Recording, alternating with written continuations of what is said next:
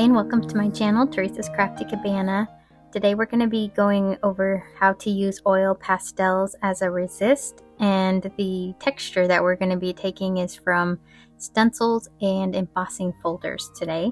So I use these Pentel oil pastels that are a little bit smaller, and then I have these kind of fatter ones that I got from Artist Loft, that's at Michael's. And you have to pull the cover, the little sleeves off of these for this to work. You just won't get as good of a transfer if you try to use the tip of it, so you do have to use the flat side. So you can see the Pentels are a lot skinnier and they're higher quality. For the paper that I'm going to be using to make my little masks, I'm using 24-pound just regular multi-purpose copy paper. This is like from Staples. And I'm just going to take out a piece and use a stencil here. This one is Sunflower Bunch by Christy Hartman, sold at PM Artist Studio. And then you just take the flat side of your oil pastel and you just rub it across the top. So this one, I haven't tried this pastel yet on this resist technique. I used the Pentel last time I did this on a short. And so this is my first time seeing if the quality of oil pastels makes a difference with the transfer of the design. So this is a nice kind of large design. What I did notice as I was going through different stencils, the more intricate the design, the more difficult it was to kind of transfer. Especially with these more inexpensive oil pastels. So I feel like this one transferred okay. I pulled out a few more stencils that I was just gonna try to play around with, and my idea was, what's the point of just copying over something that you could use your stencil onto your Gelli plate? So I wanted to mix it up a little by creating kind of like my own design by mixing up my stencils and taking bits and pieces of different stencils and different parts that look unique and create kind of like my own little resist plate. So the first few that I did, I was just kind of playing around with transferring the entire design, and then I'll go in and I'll start mixing it up. Here I'm using the Dream Big Poem Script stencil from PM Artist Studio. And this one, it was a little more difficult to transfer the design with that cheaper pastel, the Artist Loft. You can see the words were not very legible, and it wasn't very easy to kind of see that those were even words in the middle there. And then that's when I went in with another design over the top of it, and I used the same oil pastel, and I'm using the sunflowers on the background of this one. I will say the harder you press, the maybe more smudgy the design comes across.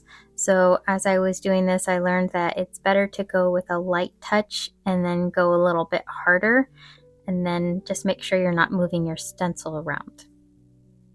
To get a comparison with the higher quality oil pastels, I wanted to see if I was going to get the same smudging with these Pentel oil pastels like I did with the Artist Loft. I am coming in a little bit lighter, and I'm using different directions to see if one direction transfers the font or the text easier than another direction. I did find the swiping right to left kind of did a little bit better, and in some cases doing both, a little left to right and a little up and down. So that one I think looks more like font text. And to just do a comparison, I wanted to see if I layered the flowers on top of this design, if you could tell more that it was like a flower and a text, or if the flower completely kind of overrode the text part. Again, this time I'm using like a lighter hand to transfer so that it's I'm trying to get the outline of the image and not so much pastels inside the image.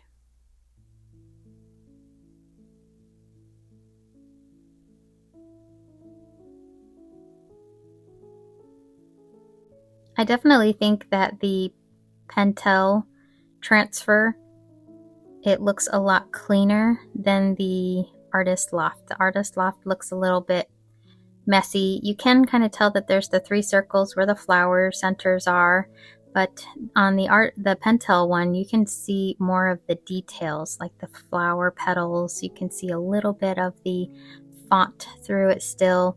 So I think that the Pentel are definitely my favorite for this technique, but I'm still going to be using the Artist Loft because I wanted to just see if there's different applications that would create a better look. So, and because they're also less expensive, so for someone who maybe has this already in their stash, I just wanted to show in different ways that you can still use the cheaper oil pastels versus getting expensive ones. And here is where I'm starting to kind of mix up my design just by rubbing different stencils in different areas of my paper versus over top of each other. And I did mix up too. This is a completely different stencil from just like a dollar store or something. And then just taking different designs in different areas and trying to come up with my own unique design here. There's something very satisfying about just seeing the image kind of unfold and being able to stop where you want. So one of the challenges on a Gelli plate is if you're using a stencil, you're really limited by what you can actually, like for example, if you put paint down and you want to remove some of the paint with a stencil, a part of a stencil, it's very difficult to do that. So I found that this kind of technique made it so I can mix up all my stencil designs on one page, and then that's going to remove all those designs onto the gel plate in a way that I can't really do with just a stencil. I wanted to try this technique using some of my embossing folders, so I just pulled out a few of my favorite textures. I have this clock one that makes a really cool design on like when I emboss it and use it on cardstock on my Gelli plate. So I thought I'd try it with this technique with rubbing my oil pastel over it. I didn't know which side I liked better, so I did a little bit of the top and a little bit of the bottom. And I decided I liked the part where the image or the design was raised up versus kind of like the debossed part, which is what the top part was. So this definitely made a clearer impression. So on my embossing folders, you can do both sides, but for this particular design, I really liked the part where the clock showed through a little bit better. So this one's called Tiny Bubbles. I think that's what I named it. And this is a really old embossing folder, but I used one side, the part where the bubbles were not sticking up, and then here's the part where the bubbles were sticking up, just to see what the transfer looks like. And then this one looks more like a chicken coop or chicken wire, maybe a fence wire. I really like this design too, and I liked the side where the wire part was sticking up. And you can rub that in different areas. I rubbed it into the clock face. Another favorite of mine is this one also from Cuttlebug. It just has different alphabet characters, and they're in different fonts and kind of different designs and layouts. So it's just a neat, almost ransom look to it. Next, I took one of my Artist Loft oil pastels and broke it in half. And I thought maybe if I had a smaller size, it could transfer a little more detail. So I'm using that on my embossing folders just to see if this Artist Loft version takes a clear image or if it's still kind of smudgy. So I think it did really well with the chicken wire or fence wire, and also with the clock faces. I think those transferred pretty well. The bubbles were a little smudgy. Those were a little harder to tell. But overall, I think that was a good transfer. Next, I'm going to use a stencil by Darcy Sanders called Forest Floor, again sold at Pam Artist Studio. And I'm using my Pentel oil pastel for this one. This one has a lot of designs on it as well, or intricate parts. Essentially, just wanted to show you how you could take a bunch of different stencils and different designs, mix the embossing folders and the stencil designs, and create a new, unique design. I definitely love that the possibilities are endless. Then I had the idea that I could use some little stencils, little loose ones, and these little square or rectangle ones that I get from my orders from PM Artist Studio. They usually include some kind of a little design in all of their orders that they package up, and I haven't figured out a good use for them yet. So I thought I'd try to do this resist with those onto one page and kind of get a little bit of usage out of these little tiny stencils.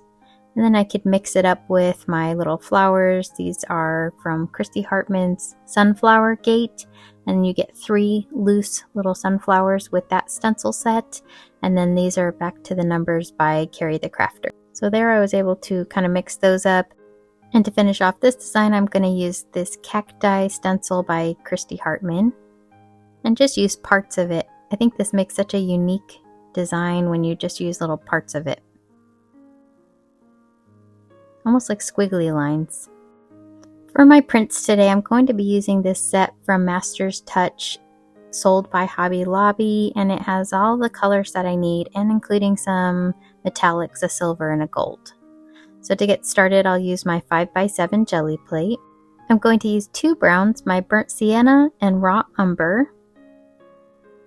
And this is my 6-inch brayer. I'm just going to make an ombre out of these 2 colors.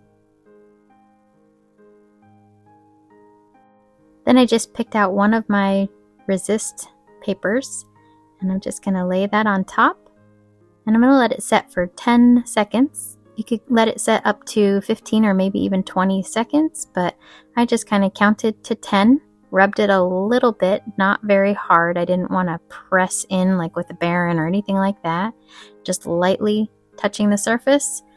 Let it set a little bit, and then you can remove it, and you can see a lot of it is removed here from this little resist that we made.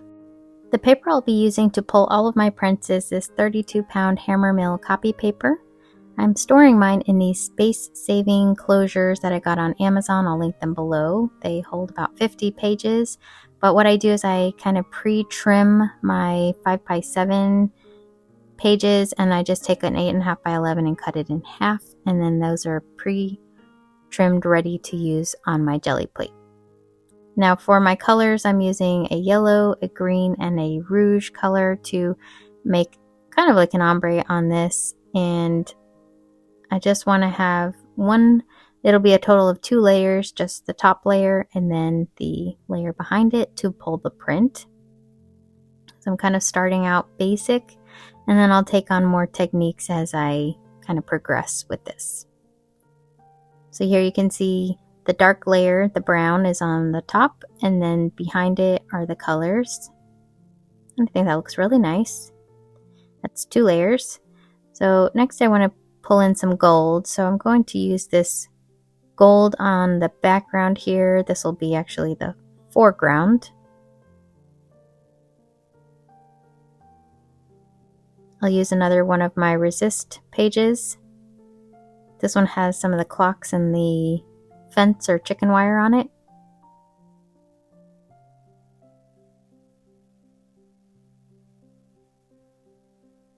And then I'll just pull that up, and I'm going to let this gold dry. I'm coming in with some light magenta, light coral, and ocean green. As I was doing these prints, I was considering what colors I was going to use, thinking if I wanted to try certain colors together or maybe mix colors that I haven't worked with together. And then other times I liked mixing up colors that I knew I loved together. So that's kind of what I was doing while I was going through all these prints, was figuring out what kind of color combinations I really enjoyed working with. After I let that print dry, I was able to remove it and reveal that the gold was on the front, and then on the back were all of those colors. And it looks really pretty. You can really only see the gold when I tilt it into the light, and mostly you see kind of like those mix of like the blobs of color that were left on the plate. So for this one, I decided to go in with my violet and use another one of my resist pages.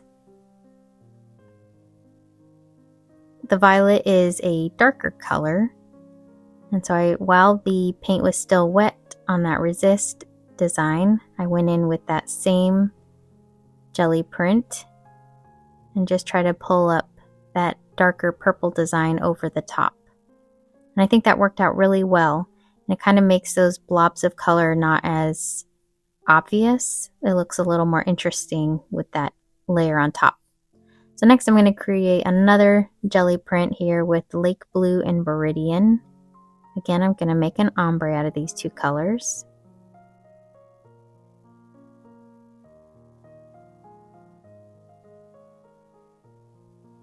I'll go in with this Oil Pastel Resist page and just pull that design up.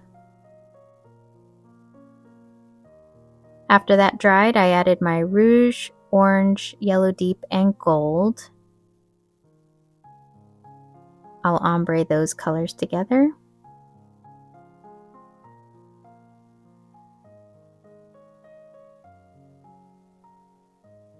Let that dry, and this is my print. I really love that blue, how it pops from that red background. The lighter on the bottom didn't do as great popping from that color. Next I added gold to my gel plate, and I'm trying to reuse one of these Oil Pastel Resist pages just to see if you can get more than one use out of this.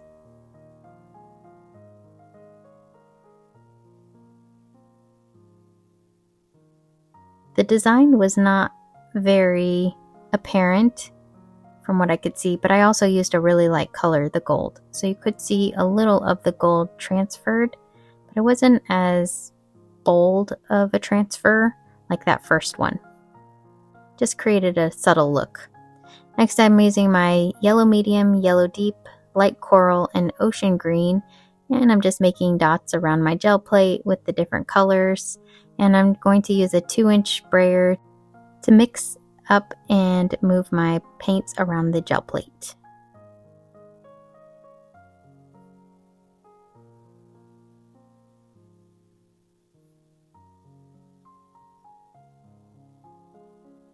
Once I've got nice coverage, I'll come in with this sunflower resist page.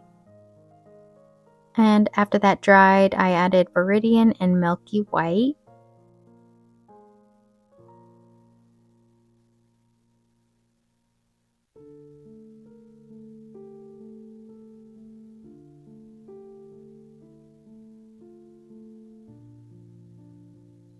And then once the background had paint all over it, I went in with another page. And then I just pulled that print. I did let this dry. And you'll notice the yellow and orange kind of layer, it didn't have a very bold look, but you can see that that layer is there. It kind of mixed in with the blue in the background, which I liked this, but I thought it needed a little something extra, so I went in with some burnt sienna, did another texture over that.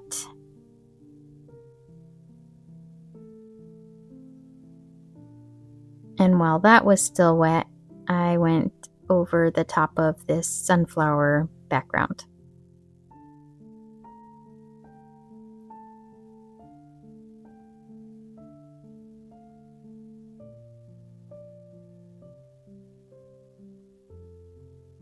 And I thought that really added to this background, gave it a lot more interest.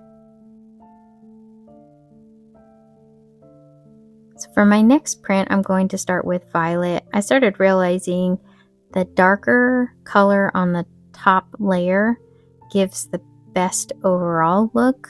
So I used my violet first, came in with this design. I did let this dry.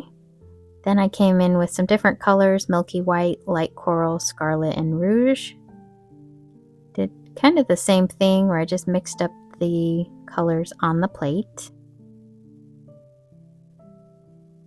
And I did that until the background was filled with paint, and then I used that to pull my print.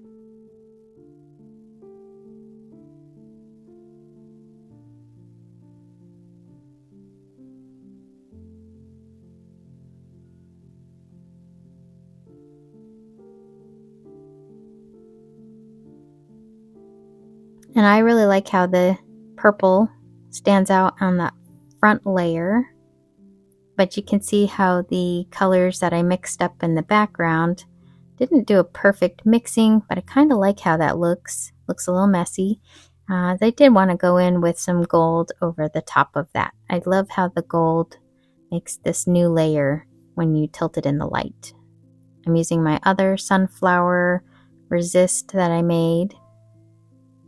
And while that gold is still wet, I'm just going to go right over the top of this one.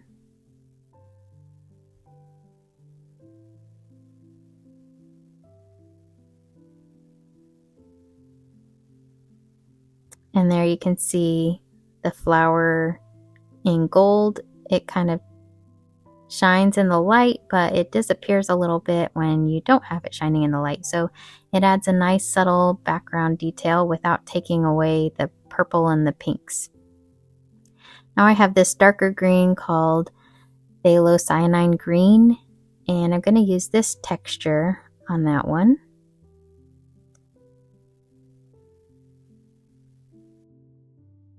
Then I'll use gold behind that. After the green had dried, I put this next texture, it's another sunflower one, over the top of the gold. Then I let both of those layers dry together before I come in with some yellow medium, light olive green, light magenta, and viridian. To try to avoid getting the spots on my gel plate, I put my paints out on my brayer off page, and I'm mixing them kind of on the brayer off page first and then rolling them out onto the gel plate.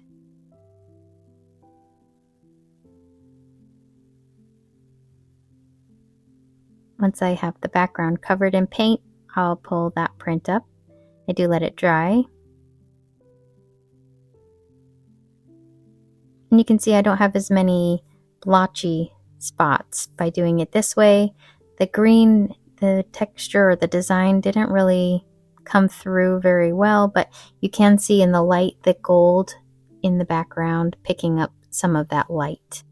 It is a little bit difficult to tell what design it is, but it does look interesting. Because I couldn't really tell what the green design was, I decided to come in with some raw umber. And I used the same resist page that I had used on the gold, and I pressed that over the darker color to see if I could get a second resist using a brown. Again, the resist is light. It isn't as perfect as it was the first time. And I'm going to go right over this gel print. So in this experimenting, I found that you could use one of those oil pastel resists maybe twice before it really doesn't create as well of a transfer of design. So you can see the brown, a little bit of that clock face, but it doesn't have a crisp design to it. So I think the first use is definitely the best. Second use is kind of blurred details, but still usable. I didn't try it a third time, but I have to imagine by the third time it really wouldn't create much of a resist anymore. But I really had a lot of fun making my own designs in this technique. Now I had done this kind of practicing, and that's when I got this print when I was trying this out for the first time. Then I made a short video and I made this print, which I love the colors on this one and how the gold kind of pops from the background on this design. And then here are all the designs that I made today. Now, of course, you could use the oil pastels to create your very own designs, like if you wanted to draw something. I also think if you traced on top of, like if you used a really light copy paper and traced over a dark black and white image, you could get a really cool design that way. So either freehand tracing or just kind of making squiggly marks or whatever. I've seen that and I've used that with my oil pastels, but this was a new way to use my pastels. Now my friend Kim from Seeds of Kindness shared the Pinterest short video with me of, don't know who it is and I can't find the pin for it anymore, but it was a lady who had done the oil pastel rubbing over the stencils, and so that's what inspired me to try this and kind of create my own designs from this technique. So I hope you give it a try. It was a lot of fun to create different designs, different textures, try different pastels. I wonder if crayons work with this, so if anyone tries that technique, let me know. I would love to try it with different types of things that would work. Let me know in the comments if you've used oil pastels as a resist on your jelly plate, and if you've enjoyed the technique and if you've had success. I know some people have had success and some not so much, so I'd love to hear from you. And thanks for watching, and as always, happy crafting, y'all. I'll see you in the next video.